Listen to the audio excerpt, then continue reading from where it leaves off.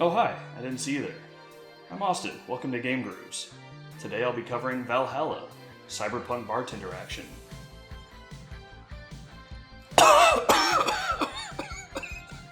Valhalla is a game where you play as a bartender working at VA-11 Hall A, better known as Valhalla. Patrons come in and chat with you and order drinks. This one is light on gameplay with a big emphasis on story and characters. Patrons will talk to you a lot, and rather than making dialogue choices, your character will speak on her own. Your choices come in the form of drinks. Patrons will order a few drinks throughout their conversations with you, and sometimes they'll be specific, but other times they'll let you pick something for them. Some drinks have more alcohol in them than others, and some even let you add extra alcohol.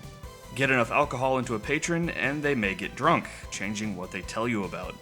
Getting orders correct will earn you more money, so you can pay for rent or buy things your character wants, to avoid getting distracted.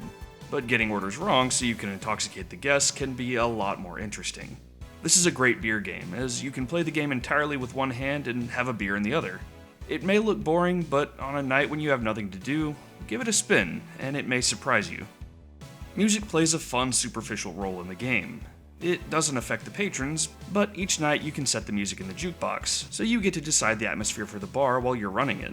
This means there is a lot of music on the soundtrack, and a total of 62 tracks by musician Garode, spread across 2 soundtrack releases. Unfortunately, there was no way all of this was going to fit on a double LP, so the selection here had to be whittled down to 20 tracks. Still, the selection is pretty solid, and I'd rather have this than nothing at all on vinyl. Speaking of which, let's take a look at this thing. It comes in a double gatefold that immediately shows off a gorgeous cover by Christopher Ortiz. This cover is good enough that if the rest of this release had nothing special in it, I'd still be satisfied. Luckily, that isn't the case, as when we look inside, we get a neon 80s inspired promo for Kira Miki, a pop star from the game.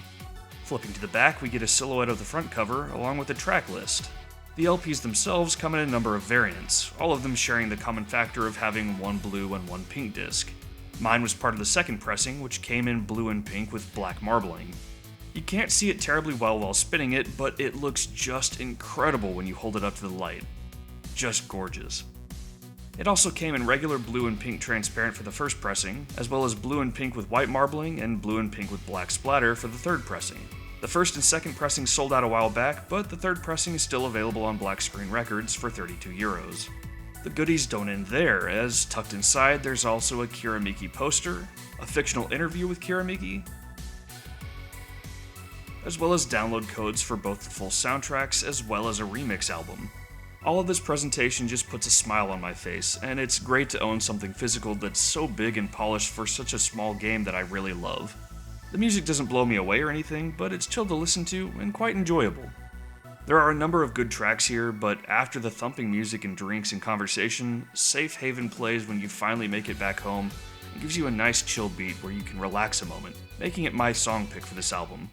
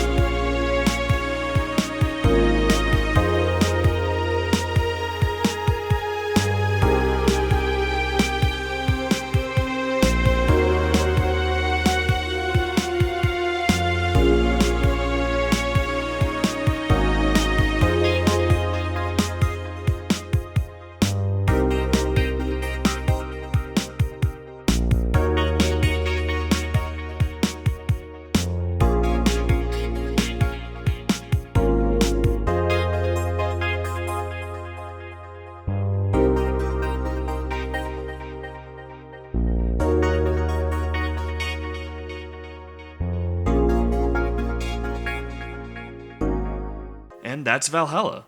I'm really happy to have this one in my collection. Excellent presentation, solid music, and for a game I really love. Next time I'll be taking a look at the soundtrack for Nidhogg 2. See you then.